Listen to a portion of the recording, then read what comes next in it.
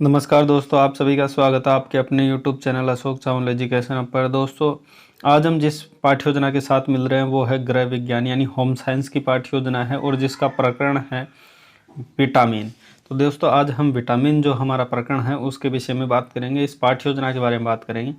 अगर देखिए कक्षा की अगर बात करें तो कक्षा आप किसी भी कक्षा में इसके प्रकरण के अनुसार आप बना सकते हैं बिना डाउट के। तो पहले बात करते हैं। देखिए, पहले इसमें जो सामान्य जानकारी है वो आपको पता होनी चाहिए कि जब भी आप कक्षा में प्रवेश करते हैं बच्चों को पढ़ाने के लिए तो ये सामान्य जो जानकारियां हैं वो पहले ब्लैक बोर्ड पर लिखनी होती है। जैसे कक्षा कालांश, विषय, दिनांक, दिवस, अवधि इत्यादि वगैरह सब कुछ पहले से ही लिखनी होती है। उसके बाद प्रकरण होता है। प्रकरण स्टार्टिंग में इसको खाली छोड़ा जाता है, जब आप प्रस्तावना करते हैं तो उसके बाद ये लिखा जाता है। चलिए आगे बढ़ते हैं। सबसे पहले देखते हैं कुछ सामान्य उद्देश्यों के बारे में हम बात करते हैं। देखिए, सामान्य उद्देश्य होते हैं हमारे विषय से संबंधित होते हैं। तो आज का जो हमारा विषय है होम साइंस यानी गृह विज्ञान, तो उससे संबंधित जो भी उद्देश्य होंगे वो हमारे उद्देश्य कैसे होंगे? सामान्य उद्देश्य। इसमें देखते हैं छात्रों को गृह विज्ञान के प्रति रुचि उत्पन्न करना, छात्रों में रचनात्मक विधि का विकास करना, छात्रों में कल्पना शक्ति का विकास करना, घरेलू कार्यों के प्रति रुचि उत्पन्न करना एवं जो गृह विज्ञान है उसका दैनिक जीवन में महत्व बताना।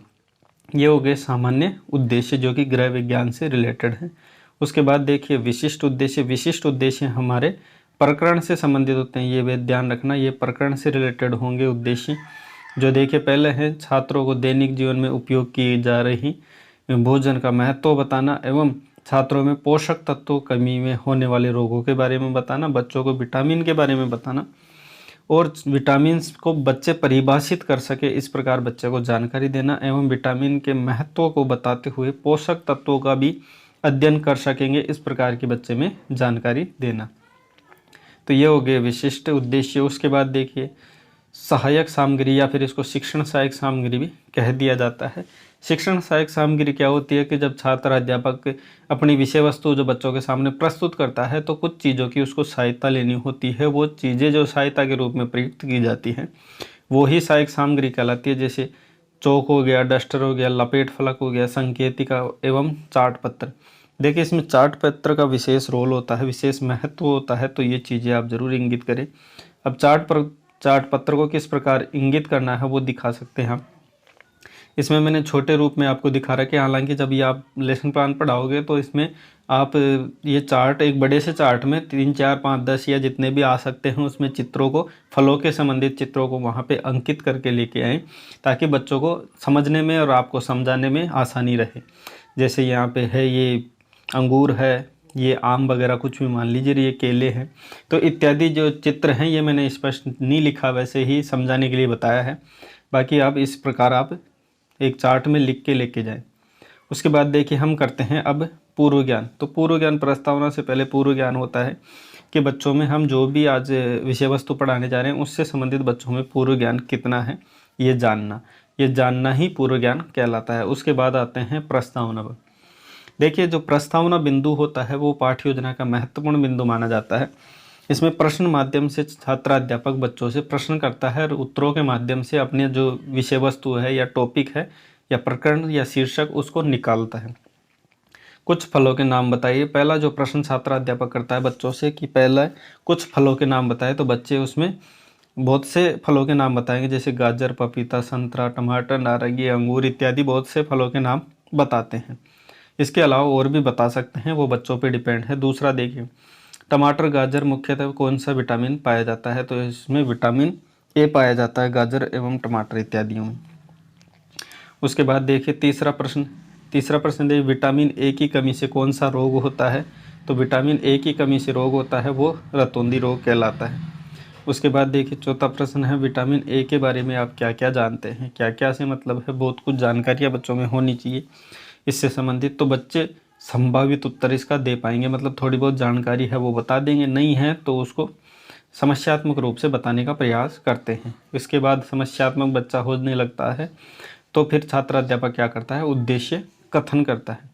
अब उद्देश्य कथन यह होता है कि उद्देश्य कथन बच्चों को जब कुछ नहीं आ रहा होता, समस्यात्मक बच्चा हो जाता है, कुछ जितनी जानकारी है उतनी बताने के बाद वो चुप हो जाता है, तो ये ध्यान रखना। उसके बाद छात्र अध्यापक क्या करता है? उद्देश्य कथन करता है कि प्रिय छात्रों, आज हम विटामिन एवं विटामिन्स से संबंधित जितनी भी जानकारियां हैं वो आपको विस्तृत रूप से चर्चा करेंगे। ऐसा करते हुए छात्र अध्यापक उद्देश्य कथन कर देता है और उसके बाद आता है मुख्य बिंदु, आता है वो है प्रस्तुतिकरण। प्रस्तुतिकरण में छात्र अध्यापक क्या करता है, विटामिन का पहले परिचय देता है। शरीर की आंतरिक क्रियाओं को सुचारू रूप से चलाने के लिए आवश्यक तत्व विटामिन होते हैं, ये बात बताता है छात्र। उसके बाद विटामिन की पार्ट यानी विटामिन के भेद बताता है, जिसमें ये 6 प्रकार बताता है मुख्य रूप से। तो ऐसे तो और भी होते हैं, जैसे बी के अगर देखें तो बी के तो बहुत से पार्ट होते हैं, लेकिन इसमें विटामिन के 6 पार्ट बच्चों के स्तर के अनुसार बताते हैं। तो ए, बी, सी, डी एवं ई और के, ये विटामिन के नाम बताता है। मुख्य 6 प्रकार होते हैं और इन जो विटामिन के की मुख्य बातें भी छात्र अध्यापक बताता है। जैसे वसा में घुलनशील होते हैं वो ए, डी, ई होता है, जिसमें ए का अगर हम इसमें विटामिन देखें कौन कौन से फलों से मिलता है, तो गाजर एवं दूध से मिलता है। डी कहाँ से मिलता है, तो डी सूर्य के प्रकाश से मिलता है। ई कहाँ से मिलता है, तो मक्खन खाने से विटामिन ए मिलता है। वैसे जल में घुलनशील जो विटामिन है वो बी और सी है। अब बी में कौन कौन सी चीज़ों में विटामिन पाया जाता है, तो मूंगफली एवं आलू में विटामिन बी पाया जाता है। आंवला, नींबू, संतरा यानी जो भी खट्टी चीज़ें होती है उसमें क्या पाया जाता है, विटामिन सी पाया जाता है। और इसमें छात्र अध्यापक में तो ये चीज़ें हो जाएगी, छात्र जो है छात्र क्रिया में छात्र इसको ध्यानपूर्वक सुनेंगे, इतना सा आपको लिखना है। और इसमें क्या है, जो पार्ट्स हैं वो सभी पार्ट्सों को यहाँ लिख देना है ब्लैक बोर्ड शीट के माध्यम से। उसके बाद देखिए यहाँ पे इन सभी विटामिन्स में शरीर की आवश्यकताओं की पूर्ति होती है, यानी इन सभी विटामिन्स के कारण ही शरीर में आवश्यकताओं की पूर्ति होती है। और रोग की अगर बात करें इसमें, तो ए की कमी से होता है रतौंधी, बी अगर कमी विटामिन हो जाती है तो वहाँ बेरी रोग होता है, और सी अगर विटामिन की कमी हो जाती है तो स्कर्वी रोग होता है। तो इस प्रकार सामान्य जानकारी है जो बच्चों के सामने प्रस्तुत करता है छात्र अध्यापक। उसके बाद आता है बिंदु बोध प्रश्न। अब जब बच्चे को संपूर्ण चीज़ें समझा दी जाती है तो उसके बाद कुछ बोध प्रश्न किए जाते हैं। बोध प्रश्न इसलिए किए जाते हैं कि बच्चों में अब तक जो पढ़ाया है उसका कितना ज्ञान हुआ है, ये जानने के लिए ही बोध प्रश्न किए जाते हैं। इससे बच्चे का अभ्यास भी हो जाता है, इसलिए इसको अभ्यास प्रश्न भी कह दिया जाता है।